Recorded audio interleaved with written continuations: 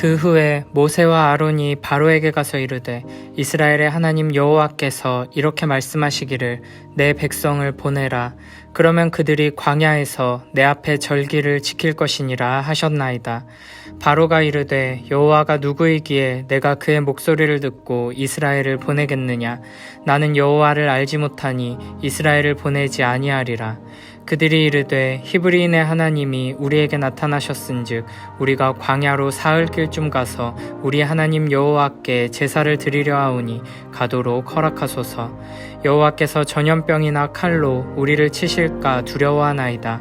애굽 왕이 그들에게 이르되 모세와 아론아 너희가 어찌하여 백성의 노역을 쉬게 하려느냐. 가서 너희의 노역이나 하라.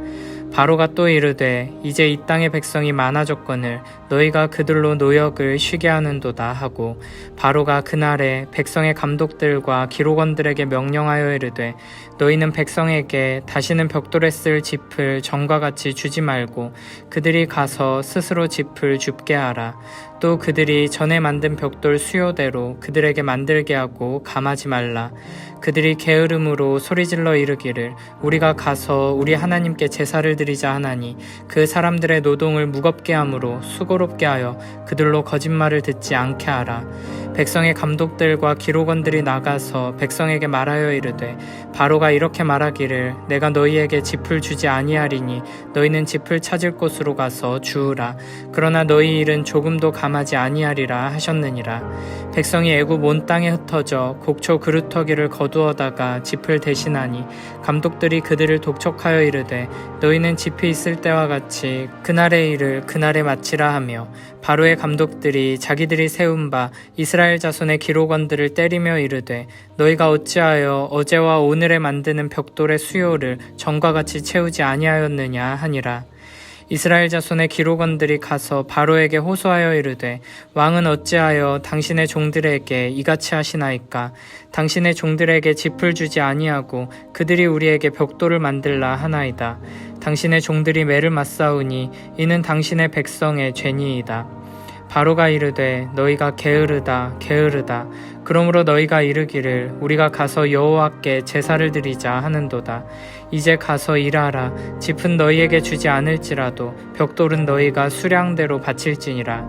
기록하는 일을 맡은 이스라엘 자손들이 너희가 매일 만드는 벽돌을 조금도 감하지 못하리라 함을 듣고 화가 몸에 미친 줄 알고 그들이 바로를 떠나 나올 때 모세와 아론이 길에 서 있는 것을 보고 그들에게 이르되 너희가 우리를 바로의 눈과 그의 신하의 눈에 미운 것이 되게 하고 그들의 손에 칼을 주어 우리를 죽이게 하는도다. 여호와는 너희를 살피시고 판단하시기를 원하노라. 드디어 모세와 아론이 바로 앞에 섭니다. 모세와 아론은 바로에게 하나님의 말씀을 전달합니다. 이스라엘의 하나님 여호와께서 이렇게 말씀하시기를 내 백성을 보내라. 그러면 그들이 광야에서 내 앞에 절기를 지킬 것이니라 하셨나이다. 애굽의 왕이면서 신으로 여겨지는 바로에게 여호와라는 히브리인들의 이름 모를 신, 노예들의 신이 자기 백성을 내놓으라고 말하고 있습니다. 여호와를 대신해 이 말을 전한 모세는 왕자였다가 살인자가 되어 도망갔던 인물이고 미디안에서 목자로 40년을 살아온 보잘것없는 사람이었습니다. 그러니 바로의 다음과 같은 반응은 당연한 것이었습니다. 여호와가 누구이기에 내가 그의 목소리를 듣고 이스라엘을 보내겠느냐. 나는 여호와를 알지 못하니 이스라엘을 보내지 아니하리라.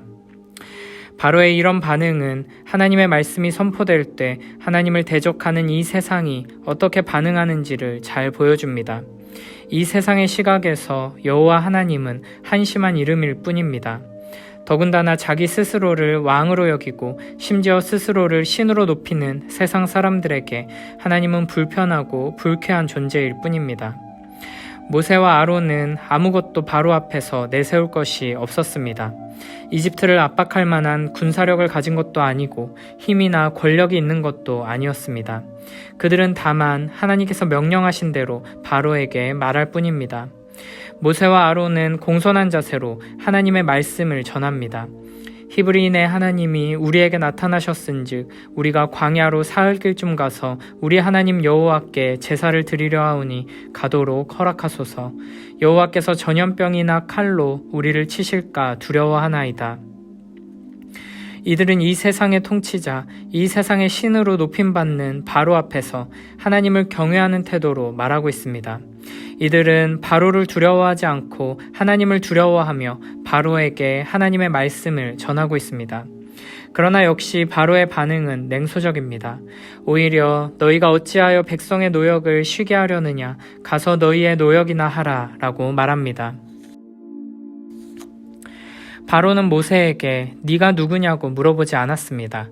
여호와가 누구냐고 물어봤습니다. 모세는 지금 하나님의 선지자로서 하나님의 지팡이를 들고 서 있습니다. 하나님의 말씀에 순종하여 하나님의 말씀을 전하는 자로 서 있습니다. 그 순간부터 이 싸움은 모세와 바로의 싸움이 아니라 여호와 하나님과 바로의 싸움, 여호와 하나님과 세상의 싸움이 된 것입니다.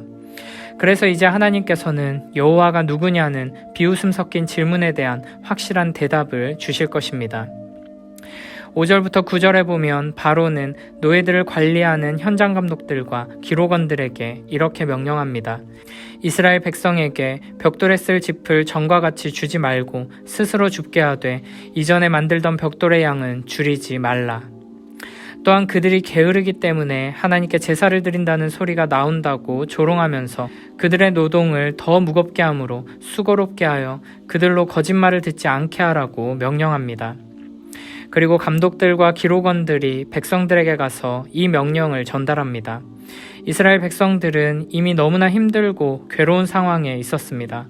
그런데 갑자기 벽돌을 만드는 재료를 직접 구해서 일하라는 이상한 명령이 내려지면서 이제는 도저히 감당할 수 없는 상황이 되었습니다. 결국 이스라엘 백성들은 하루에 할당된 일을 다 채우지 못했고 바로의 감독들은 이스라엘 자손의 기록원들을 때리며 책망합니다.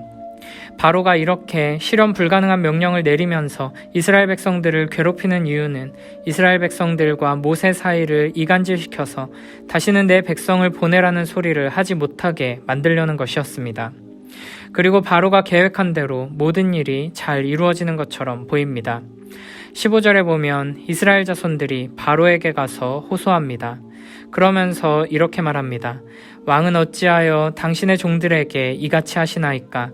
당신의 종들에게 짚을 주지 아니하고 그들이 우리에게 벽돌을 만들라 하나이다.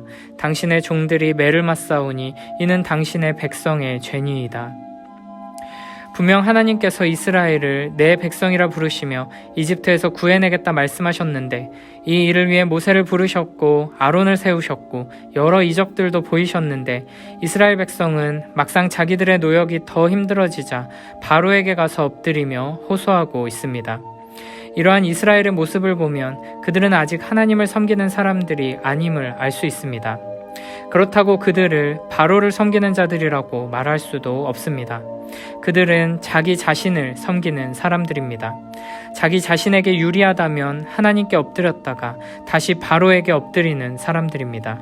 그리고 대부분의 경우 우리들도 이런 식으로 살아가고 있습니다. 우리는 성경을 통해 이런 이스라엘, 자기 자신을 섬기는 이기적인 인간을 결국에는 변화시키셔서 하나님을 사랑하고 경외하는 자로 세우시는 하나님의 일하심을 만나게 됩니다. 하나님께서 이 놀랍고 은혜로운 일하심으로 우리의 심령 안에서 역사해 주시길 바랍니다. 자기 자신을 위해서 세상에도 엎드렸다가 하나님께도 엎드렸다가 왔다 갔다 하는 마음이 아니라 오직 여호와 하나님만 사랑하고 경외하며 하나님만 의지하며 예배하는 복된 우리 모두가 되길 축복합니다. 하나님께서는 모세를 통해 하나님의 백성인 이스라엘을 애굽의 압제에서 구원해서 약속의 땅으로 데려가겠다고 선언하셨습니다. 그런데 정작 모세가 하나님의 말씀에 순종했을 때 나온 결과는 이스라엘 백성들에게 가해지는 고난이 더욱 강력해지는 것이었습니다. 물론 하나님께서는 바로의 마음을 완악하게 하여 그가 백성을 보내주지 않을 것이라고 이미 예고하셨습니다. 그러므로 일이 이렇게 되는 것은 다 하나님께서 계획하신 대로 되는 것입니다. 문제는 이스라엘 자손의 기록원들이나 이스라엘 백성들은 하나님께서 우리 기도를 들으시고 우리를 구원하신다는 말씀을 듣고는 믿고 머리 숙여 경배했다가 오히려 상황이 악화되자 하나님이 아니라 바로에게 가서 호소하고 모세와 아론을 비난하면서 결국에는 하나님을 원망하는 모습을 보이고 있다는 것입니다. 백성들의 이런 반응은 우리의 연약하고 어리석은 모습을 돌아보도록 합니다. 사실 이스라엘 백성들을 압제하고 괴롭히는 것은 하나님이 아니라 바로입니다.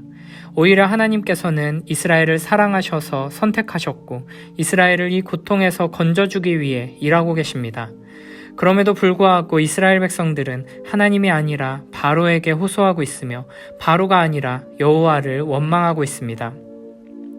이는 인간의 죄악된 본성 때문입니다. 인간은 너무나 악하고 간사해서 자신을 괴롭히며 압제하는 악한 세력 앞에서는 두려워하며 벌벌 떨고 굴종하는 모습을 보입니다. 그러나 우리를 사랑하셔서 우리를 위해 모든 것을 내어주시고 심지어는 자기 아들까지도 내어주시는 하나님의 존재는 가볍게 여기고 하나님의 말씀은 우습게 여깁니다. 우리에게 이런 모습이 없는지 돌아봐야 할 것입니다. 세상이 조금이라도 우리를 치면 그 즉시 두려워하며 세상 앞에 엎드리는, 그러면서 정작 우리를 사랑하셔서 매일매일 우리에게 말씀하시고 또 말씀하시는 하나님께는 귀 기울이지 않고 그분 앞에 엎드리지 않고 경외하지 않는 것은 아닌지 나 자신의 모습을 스스로 돌아봐야 할 것입니다. 지금 이스라엘 백성들은 당장 눈앞에 놓인 고통과 고난이 덜어지기를 바라고 있습니다. 그저 고된 노역이 조금만 편해지기만 해도 감사하다며 찬양할 준비가 되어 있었을 것입니다. 그러나 하나님께서 이스라엘에게 주고자 하시는 것은 단순히 애굽 땅에서 조금 더 나은 삶이 아니었습니다. 하나님께서는 약속의 땅으로 이스라엘 백성들을 데려가기 원하시고 이들을 하나님의 나라로 하나님의 백성으로 삼기 원하셨습니다. 그저 이 땅에서 누리는 좋은 것들이 아니라 영원하신 하나님 자신을 주기 원하셨습니다. 그래서 이와 같은 복잡한 과정을 거치도록 하신 것입니다.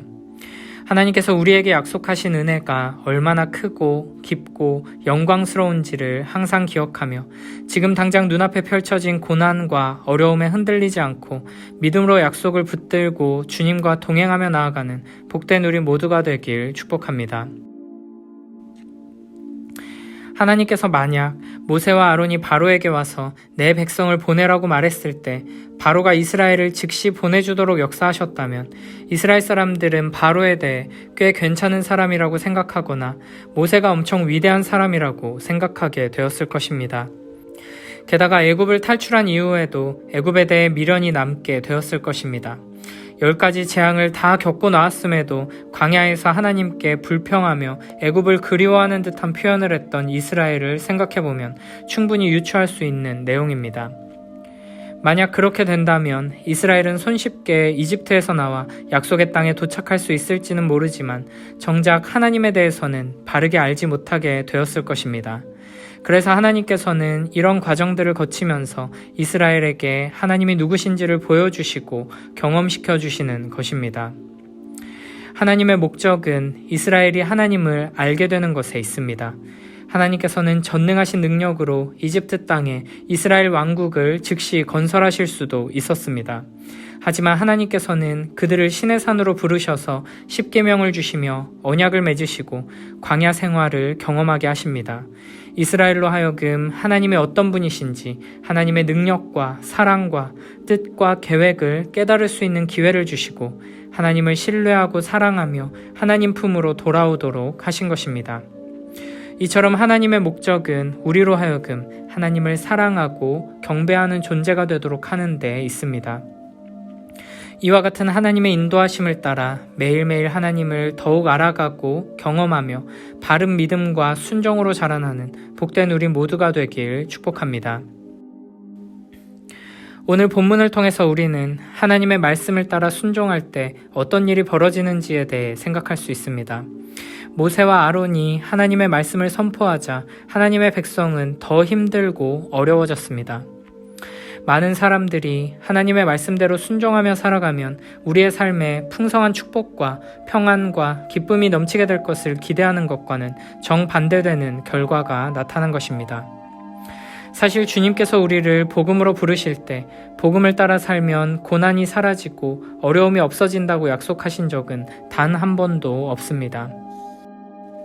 마가복음 10장 30절에서 예수님께서는 주님을 위해 모든 것을 버린 자들은 이 땅에서 축복을 받을 것이지만 박해를 겸하여 받고 내세의 영생을 받지 못할 자가 없을 것이라고 말씀하셨습니다. 로마서 8장 17절에서는 이렇게 말씀하십니다. 자녀이면 또한 상속자, 곧 하나님의 상속자요 그리스도와 함께한 상속자니 우리가 그와 함께 영광을 받기 위하여 고난도 함께 받아야 할 것이니라. 디모데후서 3장 12절에서는 이렇게 말씀하십니다. 무릇 그리스도 예수 안에서 경건하게 살고자 하는 자는 박해를 받으리라. 아멘. 그러므로 우리는 이 세상 속에서 하나님의 말씀대로 순종하며 살아갈 때 이 악한 세상이 우리를 핍박하고 조롱하고 공격하는 것을 이상하게 여기지 말고 이 고난과 어려움 속에서 더 큰 축복과 더 큰 은혜가 임하게 될 것을 기대하며 끝까지 하나님을 의지하고 말씀대로 순종하는 삶으로 나아가야 할 것입니다.